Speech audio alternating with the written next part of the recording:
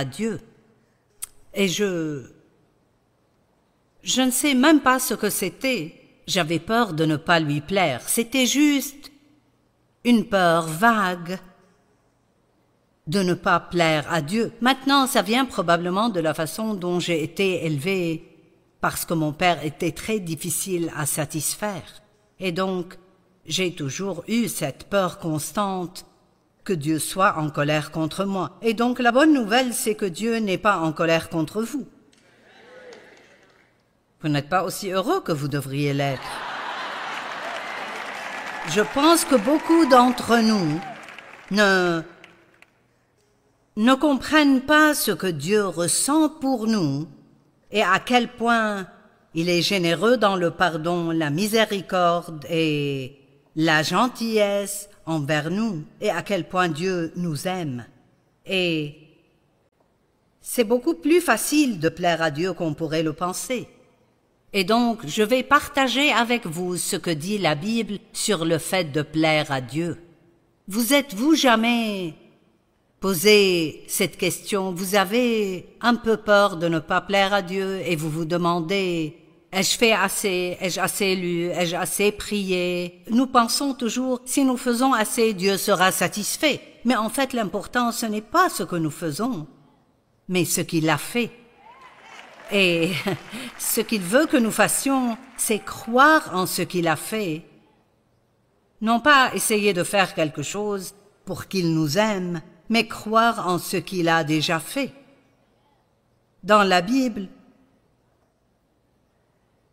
vous pouvez lire plusieurs rapports différents. Certains rapports disent qu'il y a 7000 promesses ici, d'autres disent 5, mais je vais en prendre 7. 7000. Et Dieu veut que nous le croyions. Pouvez-vous imaginer combien votre vie changerait si vous croyez aux 7000 promesses qui sont là, et vraiment, mais vraiment, si vous croyez vraiment ce que la Bible dit de vous? Certaines de ces écritures que nous avons confessées tout à l'heure, je peux tout par celui qui me fortifie, Christ. Mon Dieu, ça change les vies. Se lever chaque jour et ne pas avoir peur d'affronter la journée et croire que quoi qu'il arrive ce jour-là, Dieu vous donnera la force d'y faire face et de vous en occuper. Nous ne savons jamais ce qui va se passer un jour donné, mais Dieu nous aidera et il nous donnera la force de faire ce que nous devons faire. Mais il veut que nous croyions. Ainsi, dans Hébreux 11:6, qui est notre verset central, pour cette série, la Bible dit: « Or, sans la foi, il est impossible de plaire et d'être agréable à Dieu, car il faut que celui qui s'approche de lui croit que Dieu existe et qu'il récompense ceux qui le cherchent diligemment et sincèrement. » Maintenant, nous pouvons étudier ce verset et manquer tout ce qu'il dit. Nous allons donc le démonter ce week-end dans 3 messages différents. Sans foi, il est impossible de plaire à Dieu. Il veut que nous le croyions et il veut que nous croyions qu'il existe, qu'il est, pas juste qu'il est ailleurs quelque part, mais qu'il est avec nous tout le temps, dans tout ce que nous faisons. Toujours. Vous ne pouvez rien cacher à Dieu. Vous ne pouvez aller nulle part pour vous éloigner de lui, parce qu'il est le grand « Je suis ». Il n'est pas « je serai » ou « j'étais », mais « je suis ». Et Dieu veut être impliqué dans tout, dans notre vie. Des choses dont on pourrait penser qu'il ne veut pas être impliqué dedans si nous l'invitions simplement à ces choses. Nous obtiendrions de lui l'aide que nous manquons parce que nous ne le demandons pas. Dans Jacques 4:2, il dit « Vous ne possédez pas parce que vous ne demandez pas ». C'est très simple. Vous ne possédez pas parce que vous ne demandez pas. Et je dis juste à chacun d'entre vous qu'il y a tellement plus que Dieu veut faire pour vous et tellement plus qu'il veut que vous ayez si vous le demandez. Et je vous le dirai à l'avance, vous ne le méritez pas, mais c'est là l'essentiel. Nous ne le méritons pas, mais nous obtenons ce que Jésus mérite. Nous sommes héritiers, co-héritiers de Christ, et tout ce qu'il a acheté et payé avec son sang, nous l'obtenons si nous le demandons, si nous demandons avec foi. Amen. Je sais, je ne veux pas m'en prendre à quelqu'un en particulier, mais ce jeune homme ici, je n'arrête pas de penser que Dieu veut faire certaines choses pour toi. Je ne sais pas ce qu'il veut faire pour toi, mais je suis convaincue que tu dois commencer à être audacieux dans ta demande. Sois plus audacieux dans tes prières que jamais auparavant. La Bible nous dit de nous approcher avec courage du trône de la grâce de Dieu. Je déteste ce que j'appelle les prières du juste. Et ils disent ceci, Dieu, si tu fais juste ceci, et si tu fais juste cela, savez-vous ce que juste veut dire? À peine de quoi s'en sortir. Et Dieu est bien plus grand que ça. Nous n'avons pas besoin de dire, si tu fais juste ceci. Non, dites, Dieu, fais tout ce que tu peux faire. Voici comment je prie. Dieu, donne-moi tout ce que je peux gérer en te gardant toujours en premier dans ma vie. Je veux toujours que Dieu soit le premier. Je ne veux pas tellement d'argent que ça m'éloignerait de Dieu. Je ne veux pas tellement de choses qui m'éloigneraient de Dieu. Mais nous servons un grand Dieu. Et Jésus a payé un prix énorme pour que nous puissions avoir des vies merveilleuses et grandes, et non pas pour que nous survivions à peine. Mais il faut demander, et il faut demander avec audace. Dans Hébreux 4, 15 et 16, il est écrit « Nous n'avons pas un grand prêtre incapable de compatir à nos faiblesses. Au contraire, il a été tenté en tout point comme nous, mais sans commettre de péché. Et donc, parce qu'il comprend, approchons-nous donc avec assurance du trône. Parce qu'il comprend nos faiblesses, approchons-nous donc avec assurance du trône de la grâce, afin d'obtenir compassion et de trouver grâce pour être secouru au moment opportun. Le meilleur moment pour prier, c'est quand vous avez mal agi. Amen. Et nous avons tendance à nous éloigner de Dieu, alors que c'est là que nous devons dire avec assurance, je sais que je ne mérite pas que tu fasses ça pour moi, mais ta parole me dit de prier avec assurance, et donc je vais le faire dans la foi. Qui pense que sa vie pourrait peut-être beaucoup changer s'il commençait à faire plus de cela? Amen. Je sens que le diable devient fou de rage ce soir.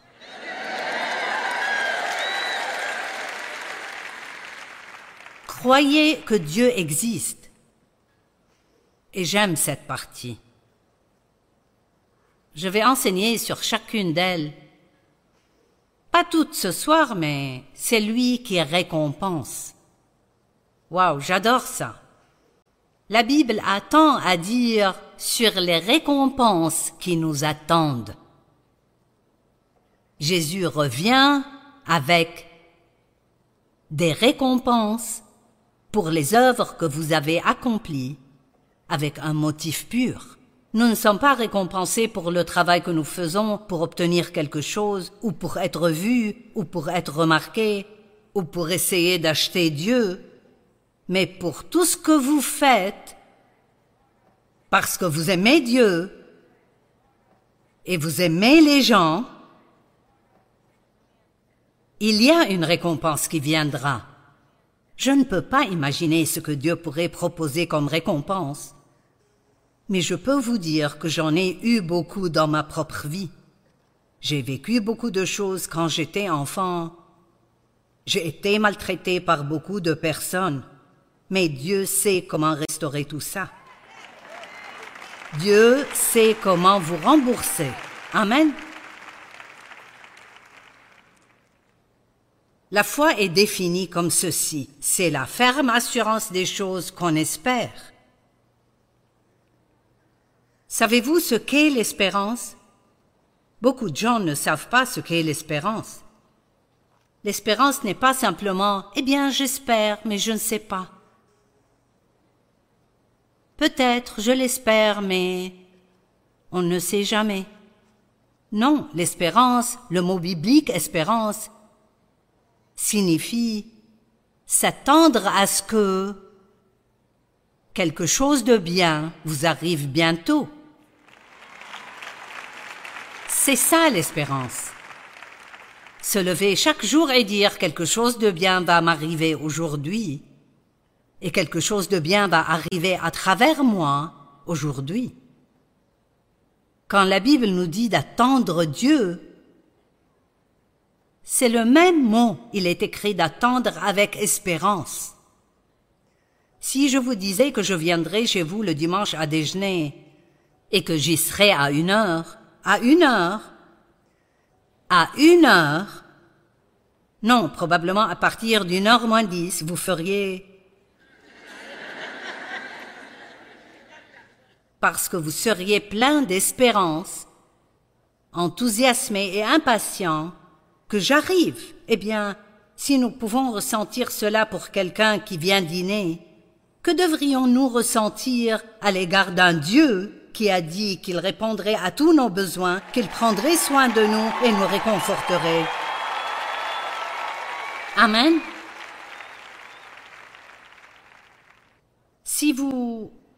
Lorsque vous arrivez au point où vous pouvez croire que Dieu est avec vous tout le temps et qu'il veut être impliqué dans tout ce que vous faites, cela change toute votre relation avec lui.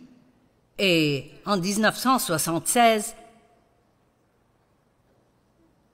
certains s'en souviennent peut-être, il y a eu un véritable mouvement de l'Esprit Saint dans les années 70 et des personnes dans le monde entier ont été baptisées dans l'Esprit Saint et se rapprocher plus de Dieu que jamais auparavant. Et le jour où j'ai été rempli de l'Esprit, je rentrais du travail et je m'attendais à ce que Dieu fasse quelque chose dans ma vie. Je ne savais pas quoi. Et j'ai même prié ce jour-là et j'ai dit, je ne sais pas ce que tu vas faire, mais je sais que tu vas faire quelque chose. C'était comme si j'avais ce don de la foi. Dieu, tu vas faire quelque chose dans ma vie. Et tout d'un coup, le Saint-Esprit est tombé sur moi et je peux vous dire que je n'ai plus été la même depuis. Mais c'était un vendredi et laissez-moi vous le dire, vous n'avez pas besoin de vivre ce genre d'expérience pour être proche de Dieu. Dieu nous rencontre de différentes manières. Mais je jouais au bowling le vendredi soir. Je jouais dans une ligue, mais je ne jouais pas bien du tout ce soir-là. Et je n'avais pas l'habitude d'entendre Dieu me parler. Mais l'une des choses qui s'est produite après que j'ai été rempli de l'Esprit, c'est que j'ai commencé à entendre la voix de Dieu. C'était cette petite voix à l'intérieur de moi. Elle peut parfois ressembler à votre propre voix, mais c'est Dieu qui vous parle. Ou parfois, entendre Dieu vient comme une connaissance. Vous ne savez même pas comment vous le savez, mais vous savez que Dieu vous a parlé et qu'il vous a dit quelque chose.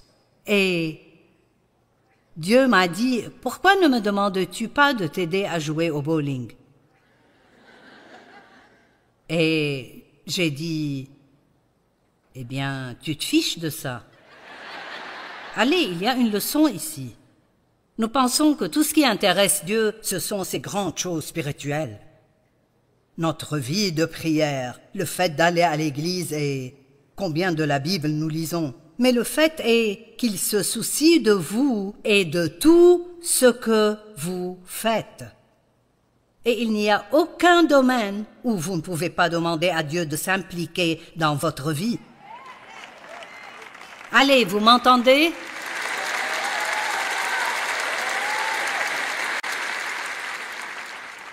J'appelle ça vivre avec Dieu. Tout ce que vous faites, vous conduisez dans les embouteillages avec lui, vous nettoyez la maison avec lui, vous lui parlez, vous l'écoutez, vous lui dites. Ce qui vous dérange est quand vous avez besoin d'être réconforté, juste parlez simplement à Dieu. Rapprochez-vous de lui autant que possible. Lisons à nouveau ce verset, Hébreux 11, 6, je l'aime. Or, sans la foi, il est impossible d'être agréable à Dieu. Car il faut que celui qui s'approche de lui croie que Dieu existe et qu'il récompense ceux qui, il y a un grand mot qui vient ici, le cherchent sincèrement et diligemment. Diligemment. N'allez pas simplement à l'église le dimanche matin pour rester assis là pendant 45 minutes. Ce n'est pas diligent. La diligence travaille toute la journée le vendredi, puis vient à une conférence pour recevoir plus de la parole. Et probablement revenir le lendemain et puis peut-être même être assez stupide pour aller à l'église dimanche matin. Juste parce que vous êtes accro à la parole. Vous adorez la parole. Savez-vous que votre vie peut changer si vous restez dans cette atmosphère? Si je ne dis rien qui signifie quoi que ce soit pour vous, vous êtes dans une pièce pleine de l'onction de Dieu. Pensez-y. Chaque croyant a une onction. Et nous ne parlons pas assez de l'onction de Dieu. J'ai beaucoup entendu parler de l'onction de Dieu dans les années 70 et beaucoup de gens ne savent même pas ce que c'est. L'onction de Dieu est si précieuse, c'est sa présence et sa puissance dans notre vie. Et quand Dieu vous oint pour faire quelque chose, ça rend les choses si faciles, vraiment très faciles. Et chaque personne qui est croyante a une onction en elle. Ainsi, vous êtes assis ici avec des centaines de personnes ointes. Allez! Ce n'est pas comme tous ces gens grincheux avec qui vous travaillez, ou les gens enragés au volant qui ne vous laisse pas faire une seule erreur. Vous êtes assis dans une pièce remplie de gens pleins de l'amour de Dieu, pleins de sa puissance, pleins de son onction. Et je vais vous le dire, vous pouvez être si bénis dans cette atmosphère. La Bible dit que l'onction de Dieu brise le joug de l'esclavage. Amen. Et c'est pour cela que j'ai prié pour cette conférence, pour que l'onction soit si forte que les jougs soient brisés chez tout le monde. Toutes sortes de jougs, toutes sortes de dépendances brisées, de chaînes brisées de sur vous. Nous ne sommes pas des prisonniers. Jésus est venu ouvrir les portes de la prison et libérer les captifs. Mais certains d'entre nous sont en prison depuis si longtemps qu'ils ne savent pas comment en sortir. Amen. La foi, c'est la ferme assurance des choses qu'on espère, la démonstration de celles qu'on ne voit pas. Donc, la foi est pour les choses que vous ne voyez pas. Mais vous croyez qu'elles existent dans le domaine spirituel et que si vous continuez à croire et à attendre Dieu, elles viendront jusqu'à vous et se manifesteront dans votre vie juste au bon moment. Amen. Ce que j'ai appris à dire, et je pense que c'est une bonne chose, c'est que nous recevons les promesses de Dieu par la foi et la patience. La foi et la patience. Et je peux juste vous dire que lorsque vous demandez à Dieu de faire quelque chose pour vous, et vous attendez avec foi, vous croyez que vous l'avez reçu. Marc 11 dit que vous l'obtiendrez, mais pas quand vous l'obtiendrez, Et c'est là le plus difficile. Il y a un début et une fin, mais il y a un milieu. Et il me semble que nous passons beaucoup de temps au milieu. Mais le milieu ne doit pas nécessairement être difficile si vous restez dans la foi tout le temps ou vous attendez. Et l'une des choses que je dis quand j'attends que Dieu fasse quelque chose, et je commence à être un peu découragé, c'est Dieu travaille. Et la Bible dit que tant que nous croyons que Dieu agit. Donc, vous avez un enfant qui a des problèmes et vous priez, Dieu travaille. Vous avez un mari ou une femme qui ne croit pas et vous priez, Dieu travaille. Allez. Vous avez de gros problèmes dans votre vie pour lesquels vous avez besoin de beaucoup d'aide et vous priez pour que Dieu vous aide, Dieu travaille. Allez, nous devrions être ravis que Dieu travaille pour nous. Amen. Donc, ce n'est pas parce que vous ne pouvez pas la voir que ce n'est rien. C'est à cela que sert la foi. La foi est pour les choses que vous ne pouvez pas voir. Ce sont les choses que nous espérons, que nous attendons, que nous croyons. Nous ne les avons pas encore, elles ne se manifestent pas dans notre vie, mais elles arrivent parce que nous les avons demandées et c'est la promesse de Dieu. Colossiens 1,4 dans la Bible amplifiée nous donne une définition un peu différente de la foi.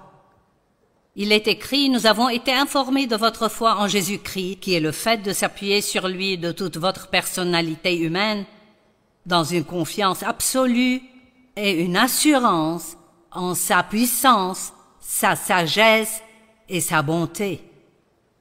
C'est donc le fait de s'appuyer entièrement sur lui. Et je ne sais pas pour vous, mais j'ai des excentricités.